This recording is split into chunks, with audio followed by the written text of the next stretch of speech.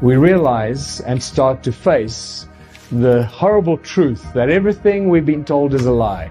Every facet of our reality has been affected, manipulated, infiltrated, and poisoned with half-truths. It's not always completely a lie, but the best way to tell a lie is you keep a little bit of the truth and then you're surrounded by a lot of falsifications. This is something that's been going on not just the last few decades by our governments and our corporations and the banks and those that pretty much run the world. It's been going on for centuries and it's been going on for millennia.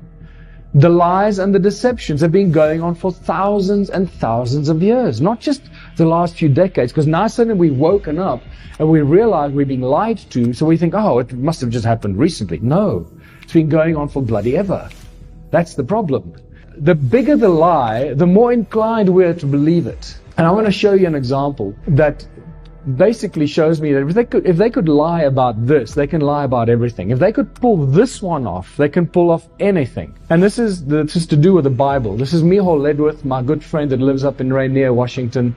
He was the advisor to the popes at the Vatican for 17 years. He is a walking encyclopedia. He's one of the most incredible human beings you can ever meet. You can discuss anything with him and he'll launch into a deep level of comprehension of any subject: historical, Hebrew texts, cuneiform texts, Sumerians, ancient scriptures from the east, from the west, from everywhere. He knows bloody everything, this guy. What he found out is that the opening phrase of the Bible was messed with. Completely messed with. We all believe and we read the opening text of the Bible that says, in the beginning God created the heavens and the earth. Well, he found out when he was still a student, I believe, that the original Hebrew text was messed with. And to do that is very difficult, because you should know by now that the Hebrew text and the scholars that write that, it's all a mathematical formula. So it's very difficult to cheat. It has to have so many letters across and phrases, and they cross-reference it, so you can figure out very quickly if somebody messed with one of these phrases and these paragraphs. And yet they pulled this off. This is what boggles my mind. How could they have pulled this off, to lie about it? And he shows that the original Hebrew text begins with the letter B, Beth. At the moment, the Bible starts that says, Barashit bara Elohim et hashamayim wa et ha'aretz. Ba, it starts with Ba. The second letter of the alphabet. It's not possible, because all Hebrew sacred texts must begin with the first letter of the alphabet, which is A, or Aleph. So somebody messed that up. It's not possible. So at the moment, it doesn't make any grammatical sense, actually. It's a non-grammatical incorrect sentence, grammatically incorrect sentence. For any Hebrew-speaking people here, you'll know what I mean. And it refers to Elohim here as the gods, but it doesn't make any sense. So when he added A, or Aleph, suddenly it says, Abba Rashit bara Elohim et ha-shamayim wa et ha'aretz, which means the Father of the beginnings created the Elohim, the heavens and the earth. The Father of the beginnings created the Elohim, the heavens and the earth. And suddenly the Elohim no longer is God, or the plural of gods, as we perceive it from the incorrect first statement of the Bible. Now, if they could pull that off and lie to us about that, they can bloody pull off anything. There are three holy cows of our education system that I love to talk about. And these three holy cows that many people find untouchable are that we evolved out of apes. Nothing can travel faster than the speed of light, and energy cannot be created or destroyed. It can only be converted from one form to another. Now, if you mention these in any kind of scientific debate with professors and very clever people from universities, they'll all sit and nod and argue, yes, absolutely, that's how it is. All bull, absolute lies. The theory of evolution remains a theory of evolution. There is no scientific evidence ever shown that we evolved out of apes. It's all bogus that was put into our history books to remove us from a creator or any kind of creation process or the possibility of being created by other ETs or any such activity. So the theory of evolution is all part of the long line of lies and misinformation and deception that goes back thousands of years. It's not something that started recently. Right? The fact that nothing can travel faster than the speed of light was shattered already in 2005, but many ways has been shattered already. Even when Paul Dirac won his Nobel Prize in 1933, actually part of the Nobel Prize, or his quantum theory that he won the prize for, shows that subatomic particles move faster than the speed of light. But that was never brought up while he was receiving his Nobel Prize. So all these, like, it's just like such nonsensical crap, and we all buy it because we believe these people at university are very clever. So at 2005, at the Middle Tennessee State University, 2 undergraduates and 3 high school students, I believe, propelled sound faster than the speed of light. And this was very quickly written up in the American Institute of Physics in 2007 and then hidden from sight. And again, this is what they do all the time. They publish it so they can use it as a trump card later. Oh, well, we knew about this all along. Look, we published it in 2005 or 2007. And they hide it because they don't want people to know that you can propel sound faster than the speed of light. Of course you can. Why? Because sound is the source of all things. Sound is the creative source of everything, including light. We cannot create or destroy energy. Energy can just be converted from one to another. And then the next breath, they tell us that we all come from the Big Bang. There was nothing, and then suddenly everything is here. So hold on, so I thought you can't create energy. So what happened here? Oh, no, the energy was already there. It was just in a very, very, very tiny infinitesimal point called a singularity. So it was always there.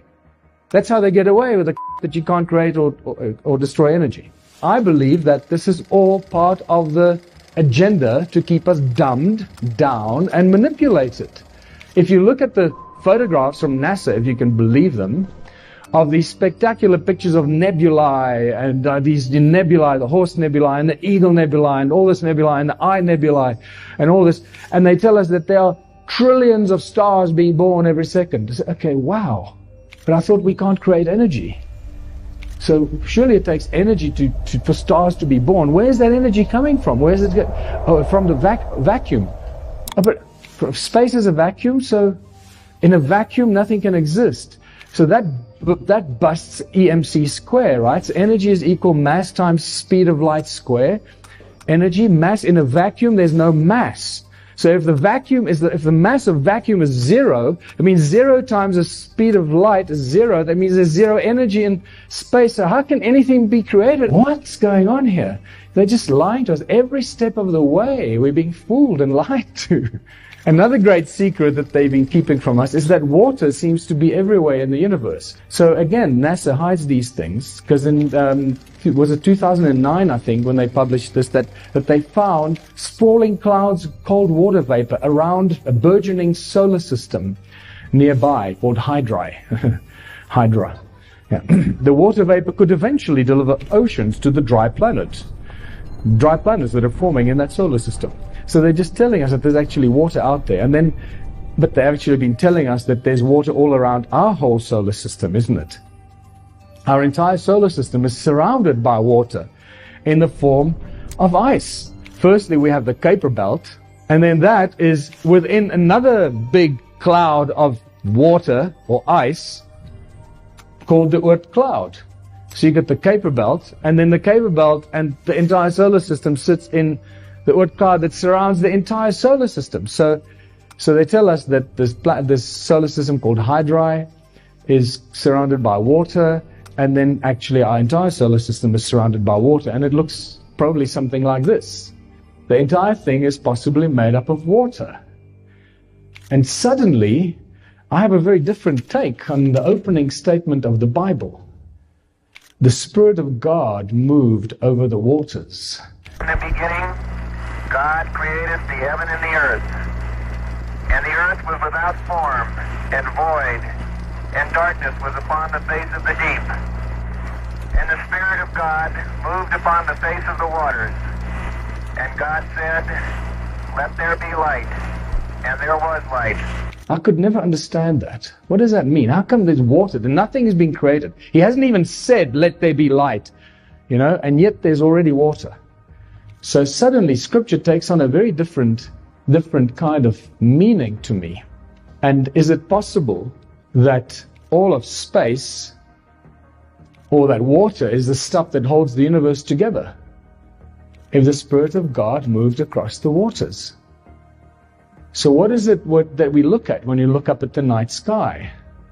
But through all the lies and deceptions, there is one common denominator that remains the source of all things. And this is where it gets really exciting. Sound and resonance the common links of creation. Modern science tells us that we live in an electromagnetic universe. Everything spins and vibrates. I'd like to correct that. I'd like to say that it's not an electromagnetic universe, it's a magneto-electric universe. There's a very big difference between the two. And again, it's a small little subtlety, but it's a very important subtlety, because magnetism is a thing that rules the universe, not electricity. Sound, magneticism, electricity. And you'll see how this chain reaction causes everything that we observe when we look up at the night sky or the nature around us. Everything in creation spins and vibrates. Everything has its own prime resonance frequency. Everything.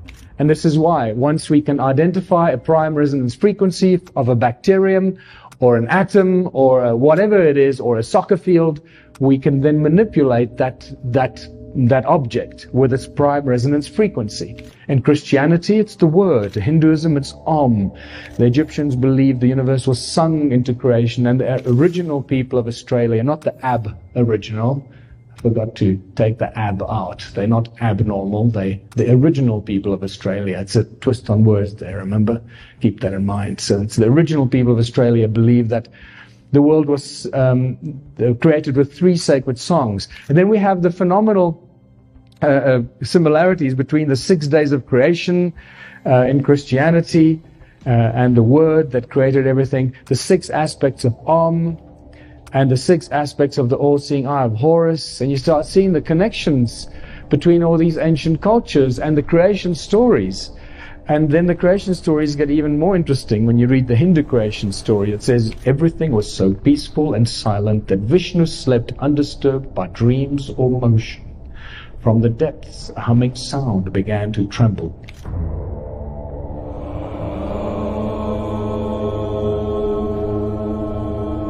It grew and spread, filling the emptiness and throbbing with energy. The night had ended. Vishnu awoke. That's just a little more dramatic version of saying God said, let there be light. Sound is a source of all creation. Sound and resonance is responsible for everything.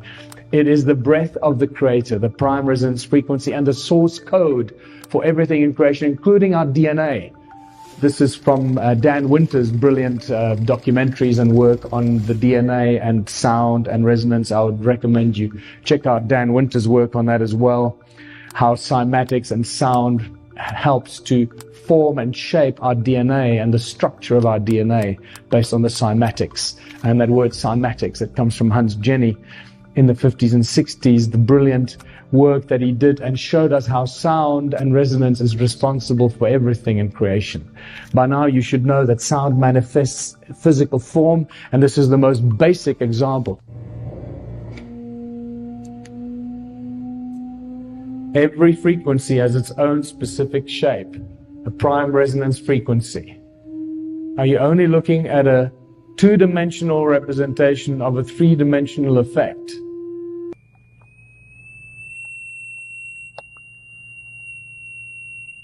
And this is just in the spectrum that we can hear. You can imagine in the low frequencies that we can't hear, it has the same effect. The higher the frequency, the more complex the shapes. The lower the frequency, the more basic and the larger the shapes. Okay, so the original people of Australia have a creation story that says time began when the supernatural beings awoke and broke through the surface of the earth. So imagine the surface of the earth being something like this, that metal plate being the surface of the earth, and the supernatural beings broke through the surface of the earth, and they created the surface of the earth with 3 sacred songs. This is from Hans Jenny's brilliant video, Cymatics. This is powder on a metal plate. It's not a liquid or a jelly, it's powder. You can see landscapes being formed here over extended periods of time. Mountains can form, valleys, volcanoes, all to do with the sound of the earth coming out of the earth. And some of these pictures, the images of this cinescope images, tell us that it was these sounds, the images of the sound, that actually inspired religious symbols. That beautiful cross in a circle at the center of some of these cymatic photographs give us a very clear indication that the creators of the religious symbols knew exactly what they were talking about, that the source of creation is sound itself. And that takes us to what sound does. Sound pretty much does everything you can imagine because it's a source of creation. Ancient civilizations understood sound and frequency, and they used it for everything. They used it as a tool, and they also used it to control and manipulate humanity. This is nothing new. We know by now that the pineal gland is pretty much what represents the all-seeing eye of Horus. It's a receiver, it's a transmitter, it's a powerful tool that we should be using, but we're not, because it was manipulated with and probably compromised. And it seems that these ancient beings, these either bird-headed beings or winged beings, used these cone-shaped tools and other techniques to manipulate our pineal gland and manipulate our DNA. They controlled us, the tree of life or the DNA, and they probably used sound and frequency to do that with. But what's important is to look at, so we got a pine cone, a cone-shaped tool in his hand, and that weird wristwatch that has got these 12 cone shapes pointing at the center. And then also this here. This here looks just like the stone tools that I've been picking up, a cone-shaped tool on his arm. Seems like everything is encoded here when they draw these or carve these things. It's not just accidental. Everything has got a reason why it's there. So you'll realize why that is so important, because this wristwatch with those 12 cones pointing at the middle shows us that they weren't only controlling our thoughts and our minds with sound and frequency and magnetics in ancient times, but we've been doing it for ages now. There's your all-seeing eye of Horus. There's your half of that weird wristwatch with the 6 cones facing the middle, all controlling us with sound and frequency. And this brings us to using sound as a tool in technology. Sound creates light. It's very obvious. We know that God said, let there be light, and you can do this yourself by attaching a speaker to an LED light and see what happens. The medicine wheel is a cross in a circle that represents sound, that primordial source of sound, that shows that the Native American healers knew that sound could cure and could heal. This is a Sumerian seal that represents sound, and also this is where the swastika has its origin, in sound and resonance. Royal Raymond Rife, you should know by now, that cured with the man that found the cure for all disease with sound and resonance, and were converted to electric impulses. And in a library in Sedona is his handwritten manuscript that you can read all his handwritten frequencies that he wrote down for cures for all the disease. This all the different cancers. This is for diphtheria. This is for tuberculosis. Lakovsky, the multiple wave oscillator, that has got an incredible record of curing all kinds of diseases, including cancers. And more recently, Anthony Holland, who in a TED talk in 2011 shows how he cures cancer with sound frequencies. And since then, we've not heard anything of him. He's sort of disappeared. These are the first videos taken. We showed these videos to our friends in the biology department. They said they hadn't seen anything quite like it. Seems to be a new phenomenon. These organisms are being shattered by our electronic signals. This is a harmless organism, almost friendly, a little blepharisma. And normally they're very fast swimmers, but when you approach a frequency to which they are vulnerable, they begin to slow down, then they stop, and then they begin to disintegrate within about 3 minutes. So first we attack pancreatic cancer. Take a good look at this slide, because the next one will look quite different. After we treat these cells, they change their shape and size, and they begin to grow long, rope-like structures out the sides. They look something like antennas. I call them bioantennas, for biological antennas. It's as if the cancer cells are trying to tune in to our signal. We now know that cancer is vulnerable between the frequencies of 100,000 hertz and 300,000 hertz. So now we attack leukemia cells. Leukemia cell number 1 tries to grow a copy of itself, but the new cell is shattered into dozens of fragments and scattered across the slide. Leukemia cell number 2 then hyperinflates and also dies. Leukemia cell number 3 then tries to make another cancer cell. The new cell is shattered and the original cell dies. I think you get the gist of it. Sound continues to amaze us. Sound can levitate. By now, you would have seen this many times. Just a very quick idea that sound actually does levitate things. But this is not how the ancients used to levitate the very big, heavy objects. This is a very different technique used here. This is just pressure waves that can levitate things, very light objects. But it does give you the ability to imagine that sound actually levitates. John Keely levitated stuff and drilled sound, holes with sound in 1888 already. Peter Davey boiled water with sound since 1940, and he died several years ago. It looks like a desk lamp, is cool to the touch, and appears to be doing nothing until it comes into contact with water. Peter Davey claims his invention uses the power of sound to boil water. He says the idea came to him 50 years ago, when he noticed different saxophone notes caused different household items to rattle. Magnetrons are really just very, very it's called a resonant cavity magnetron that is created through resonance, sound resonance. It creates huge amounts of energy that's used in laser beams, used in microwaves, laser beams, etc. Sound acts as a cloak of invisibility. Sound can make things disappear. This 3D sort of plastic pyramid they created, when they expose it to certain sound frequencies, anything they put underneath it disappears, becomes invisible. And sound creates hurricanes. 2 guys in 2003 that lodged a patent to create hurricanes out of sound, believe it or not. And I believe they were granted their patent to create hurricanes. And maybe this is how they create the weather for us, without us even realizing it. And this is a fantastic one. These kids from college here in the USA that created a sound fire extinguisher. And this is years ago. You would have thought by now the fire brigades would be using it everywhere. We're both graduating from the Electrical and Computer Engineering Department at George Mason University this coming May. We're just going to test out our device that we use that uses sound frequencies to extinguish flames.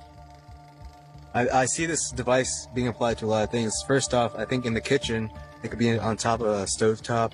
But eventually, I'd like to see this applied to maybe swarm robotics, where it'd be attached to a drone, and that would be applied to forest fires or even building fires where you wouldn't want to sacrifice human life. Professor Brian Mark really stepped in to help us.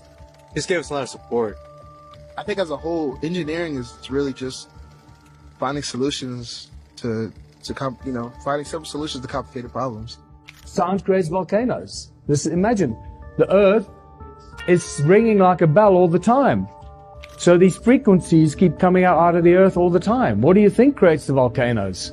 What creates the heat underground that creates the volcanoes? Luc Montagnier, 2011, spontaneously generated DNA in water with sound frequencies. If you go on YouTube, you can watch one of these latest documentaries where he creates a virus with a sound frequency from Paris to Rome by sending a sound frequency of a virus across a telephone line, and they reconstitute the virus that he has in the lab in Paris. They reconstitute the same virus in the lab in Rome. This is just spectacular stuff. It's very hard to admit for a certain number of our colleagues, including Nobel laureates, who strongly refute these ideas. But these are facts. This is an established scientific fact. So now you can see how we can manifest things. We become creators and can manifest anything with sound. And this is why we now know that sound is the ultimate source of free energy. And Nikola Tesla knew this. He knew that the earth rings like a bell, and he used the sound of the earth because it constantly rings. It never stops. He used it as a source of energy to create his free energy device. And this is where we realize that sound and magneticism is inextricably connected. It's sound that creates magnetic fields. Electric power is everywhere present in unlimited quantities. I can drive the world's machinery without the need of coal, oil, gas, or any other fuel. This new power for the driving of the world's machinery will be derived from the energy which operates the universe, the cosmic energy. And moving magnetic fields create electricity. It's in that order that creation seems to happen. So we don't live in an electromagnetic universe, we live in a magneto-electric universe. So magnets give off sound. We all know what speakers are. So there you go, you got electricity, it comes out of a plug, it runs down a wire, it goes into a speaker, a magnet, the magnet reacts, and the magnet makes the air move and creates sound. And the reverse is possible as well. It works one way and it works the other way. And this is where we start getting into the real understanding of some of the masters. And no matter how I look at it, how much research I do, I keep coming back to one guy that stands head and shoulders above all other researchers and inventors of, I don't know, for how many centuries. And that guy's name is Nikola Tesla. By now, if you don't know him yet, I suggest you go and do some research into this guy's work. He says, if you want to find out the secrets of the universe, think in terms of energy, frequency, and vibration. That's exactly what I've been sharing with you here. Here is a picture of an electron. There's a picture taken about a decade ago. They tell us that this is a light beam or electron riding a light beam. Can you see a particle anywhere in this picture? No, there's no particle. They're resonant waves, and yet they tell us it's an electron. Can you see how we get brainwashed? So this is what Nikola Tesla has to say about the electron from an interview in 1928.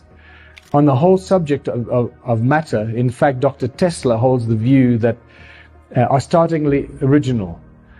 He disagrees with the concept of atomic theory of matter and does not believe in the existence of an electron as pictured by science. This is a shock to the system. And you start seeing an agenda being developed here, an agenda being developed by mainstream universities, the mainstream scientific fraternity, under the guidance of those that are trying to lie to us and make us believe things that are not so. This is what Einstein has to say about the electrons. In the theoretical treatment of these electrons, we are faced with the difficulty that electrodynamic theory itself is unable to give an account of their nature. For since electrical masses constituting the electron would necessarily be scattered under the influence of their mutual repulsion unless there are forces of another kind operating between them, the nature of which has hitherto remained obscure to us. So he says, he doesn't quite understand how electrons come into being. And Ed Leeds-Cullen, there's another guy that we should pay attention to. Ed Leeds-Cullen is the guy that built Coral Castle in southern Florida. And he built Coral Castle with cone-shaped tools, with no ropes and pulleys. Big giant stones that weigh up to 30 tons on his own. And he tells us that millions of people all over the world are being fooled by the non-existing electron. And he has a lot more to say about this. And you start seeing that scientists and inventors and researchers over the last 200 years have been vehemently opposed to this whole concept of an electron and the atomic structure that has been forced down our throats and through all our educational institutions that we just take for granted and we accept because we believe the guys that teach us this to be smart and they're not lying to us. We just accept the stuff. The torus electron model, this is what an electron actually looks like. It's just a resonance field. Much brilliant work has been done by many brilliant researchers and scientists. Electromagnetic models and formulas have been thrown together that are consistent with the toroidal shape of an electron. An electron is simply a coherent resonance in a toroidal field. That's all it is. It's not a particle. It is a resonance toroidal field, a resonating toroidal field. The same with the atomic structure. The atom is a toroidal field. It's not the atomic structure that we've been shown by science throughout our schooling careers. This is probably a lot closer to what an atom looks like. Here's a picture of a molecular torus of the carbon monoxide molecule. And you start seeing how the toroidal shapes appear everywhere. Everything is sound and magneticism, and this is really important. What most people don't know is, remember, sound, God said, let there be light. So it's sound, moving sound. Sound manifests as toroidal fields. Those moving toroidal fields create magnetic fields, which are toroidal fields as well. And moving magnetic fields create electricity. That's the sequence of events. But this tells us that because sound creates magnetic fields, it means everything must be magnetic in some sort. And in some sort of way. And if it's not, there's a very specific reason why it's not magnetic. So here's an example. You might not think of water as being magnetic, but it is. And so are graphite, aluminum, and glass. And so is oxygen, which is attracted to magnets. Here, I have a few milliliters of liquid oxygen, which sticks to the magnet. I'll explain why later. Gadolinium oxide and cupric sulfate are good examples of paramagnetic substances. Cupric sulfate is a salt that can be picked up by a magnet. It gives you an idea how the nature of reality around us is we just don't get taught this stuff, you know? We don't think about it in that sense. And how sound is actually the cause of all the stuff that we're witnessing here. So this sort of quantum locking is actually just a magnetic effect. So what have we got here? So we have quantum locking. The superconductor is locked in space, and it stays wherever I put it. You see, this is quantum trapping. That's amazing. As long as it's so it's superconducting. It's frozen with liquid nitrogen. Upside down. Right. And it stays locked. So the fact that it's superconducting is locking the magnetic field in 3 dimensions, right? Yeah, exactly. Can you put it on the track for us? Yeah. I just levitate it above the track quite high, and I can just rotate it. So it's actually floating above the surface. Yeah, it's not floating, it's locked above the surface. So you could tilt it at an angle and it would fly around. Like this, and it will just go around like this. You can then go and put it at a different height. So magnetic fields do what? They do exactly what sound does. They create toroidal fields. If you do this, you immediately see the toroidal fields being created by magnets around them. Little toruses. And this is a full magnetic field, toroidal field spectrum. It's both positive and negative on both sides. There is no positive and negative in magnetic fields. This is where we've been incorrectly taught. It's actually just one field that work in opposite directions. It's centripetal forces that work against each other and oppose each other. And the complete toroidal field, like the toroidal magnetic field like this, has a both positive and a negative on both sides. So it both pushes and pulls from both sides. That's a complete magnetic toroid. It's not north on the one and south on the other. That's an incomplete magnetic field.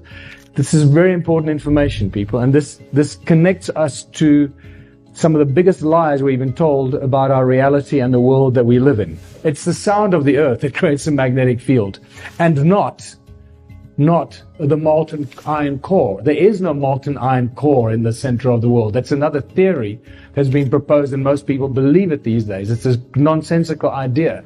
It's a sound of the earth that creates the magnetic fields around us. By now you should know that sound is the cause of everything, and especially magnetic fields.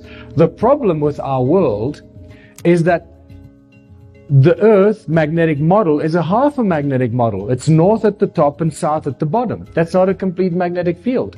And as far as I'm concerned, it's impossible for an Earth-like object to be in a complete magnetic field like the toroidal shape of our solar system and be an incomplete magnetic field itself. Can you see why I would say that? It doesn't make any sense. Our Earth is a half a magnetic field, an incomplete magnetic field, floating around in a complete magnetic field called our solar system.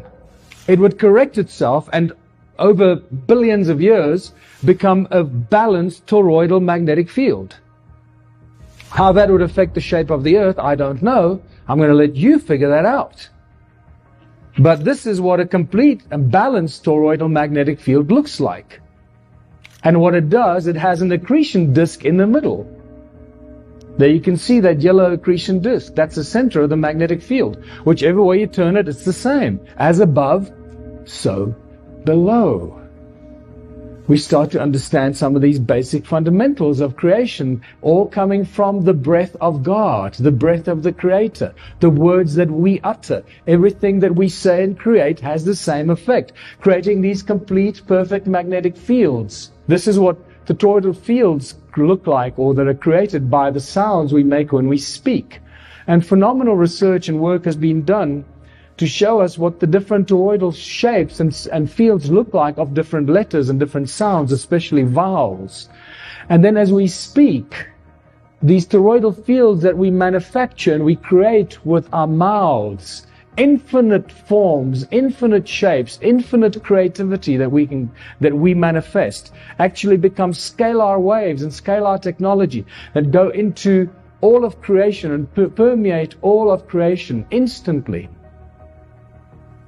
It doesn't take light years for the thoughts we have or the words we speak to permeate all of creation. It happens instantaneously because sound and resonance traverses all of creation instantly, not like light that takes time to travel through what we believe to be the cosmos.